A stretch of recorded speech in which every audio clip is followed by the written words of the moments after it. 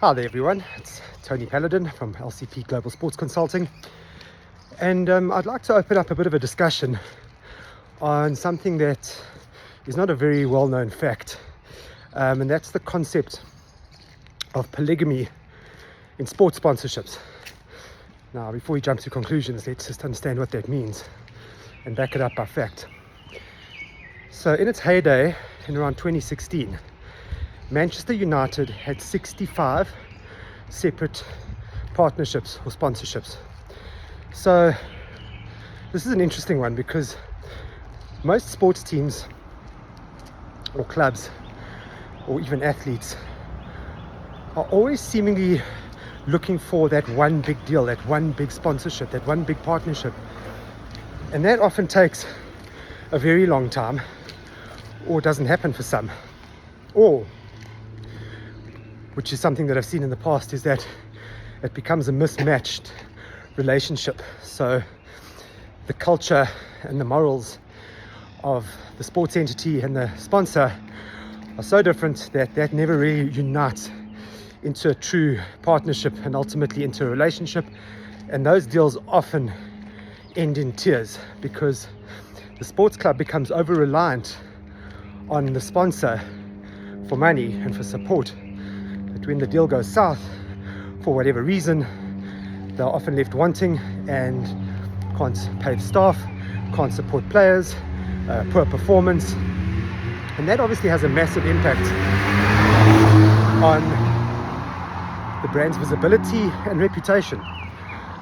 So what Manchester United decided to do was to challenge that model, hedge its bet, spread its risk, and say, right, we can take one or two big sponsors, but we are going to carve up our partnerships into much smaller portfolios and strategically allow companies and businesses and brands that would never ever have had an opportunity to sponsor a successful Premier League team, that opportunity to be able to be aligned with such a huge icon in sport. So for starters, that created a lot of brand visibility for companies that or brands that wouldn't have necessarily had the opportunity. But secondly to that, what it also did is it gave Manchester United the opportunity to promote itself and promote those brands in different parts of the world. So typically, if you look at the nuts and bolts of a big sponsorship, and especially with a team that is globally represented, usually the brand has got an interest in the global market. However, when you've got a brand that is only present in a region, either the East, the Middle East, Africa, America, Europe, the UK, they are a little bit limited in terms of which sport or team to actually sponsor.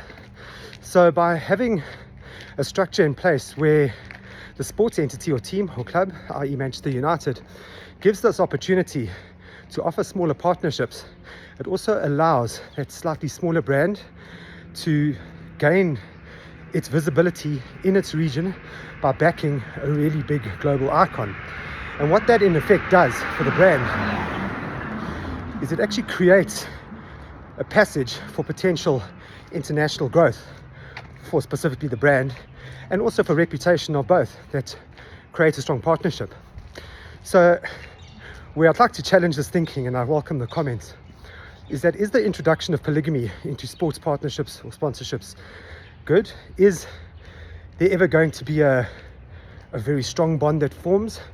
Or is it going to end up being a kind of jack of all trades, master of none, a very loose relationship where it's more about just shaking hands and visibility? And I guess you can challenge that in the pros and the cons of it. But I guess from both sides, and especially from the sports team side, is that if those accounts or those partnerships are successfully curated over time, it actually gives them the opportunity to grow as those brands become bigger and more successful on the global stage. Anyway, I will leave this question with you and try and avoid the trucks, and I hope you have a good day. Cheers.